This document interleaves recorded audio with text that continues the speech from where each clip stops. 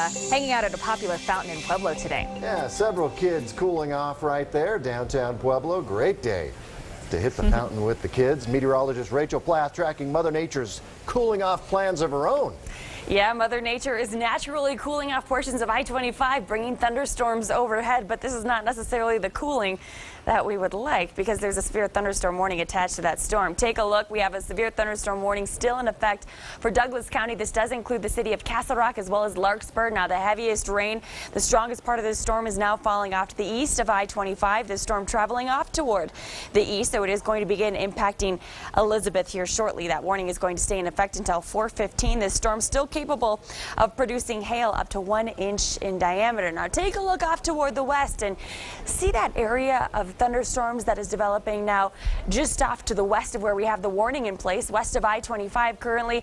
This is going to be another part of this cluster of thunderstorms that we are going to have to keep a very close eye on as that begins pushing towards Highlands Ranch. It does look like it is intensifying some. We have all of the ingredients out there this afternoon, and we'll keep them in place this evening to get any storm that does develop to become strong to severe rather quickly. That's exactly what happened with this storm right here. So we are going to have to monitor everything that we get out there through the afternoon. Now, the best potential for strong to severe storms will be along the Palmer Divide and northward. However, we can't completely rule out a few strong storms around the Pikes Peak region. So for that reason, we do have a tornado watch in effect for all of those areas of red. That does include El Paso County until 9 o'clock this evening. Taking a look at your Skycast, as I mentioned, the bulk of the storms are really going to stay off toward our north, along and north of I-70 through 9 o'clock.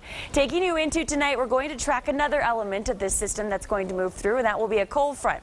As that cold front drops south across southern Colorado while you're sleeping tonight, it's going to spread clouds overhead, and if you're sleeping with the windows open, you may start to hear the pitter-patter of the rain right around 1 o'clock in the morning. We should start to see some low clouds, a bit of fog, and even a bit of drizzle through the early morning hours of your Thursday. As you're heading out to work, here's a look at 7 a.m. Could have some rain to slow you down, so give yourself a couple extra minutes to get to where you're going on your Thursday morning. The clouds are going to dissipate right around lunchtime, so we should see some clearing during the late morning and into the early afternoon.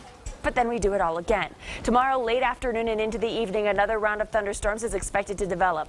Shouldn't be quite as intense as what we're tracking out there currently. However, we'll still have the potential for strong to severe storms, particularly out across the far eastern plains and once again in northeastern Colorado. Primary threats will be hail and gusty winds. By 10 o'clock, all those strong storms get out of here. Should start to see things quieting down into the first part of tomorrow night. So for the next 24 hours, again, we have a tornado watch in effect until 9 o'clock. We are expecting to see some fog and drizzle early tomorrow morning with another round of thunderstorms, just not quite as intense as what we have out there today.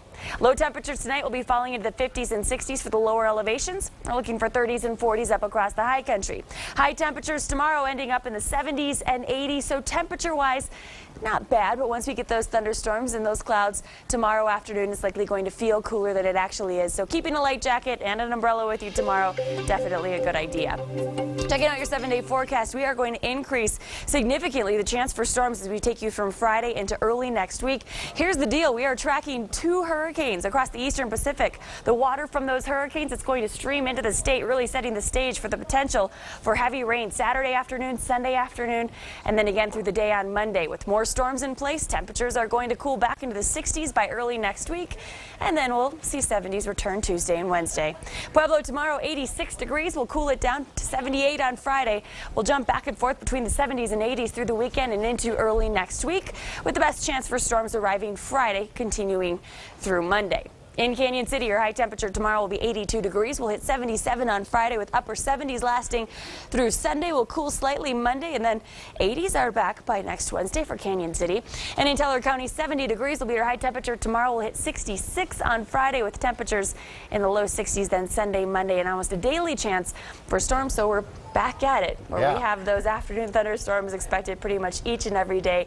As far as severe weather goes, though, today is really taking the cake for that. So far, so good here in southern Colorado, but those storms just on the other side of the El Paso County border, so we're keeping a close eye on it. Stick with us. We'll keep you out of the storm this evening. All right. That break was nice while it lasted.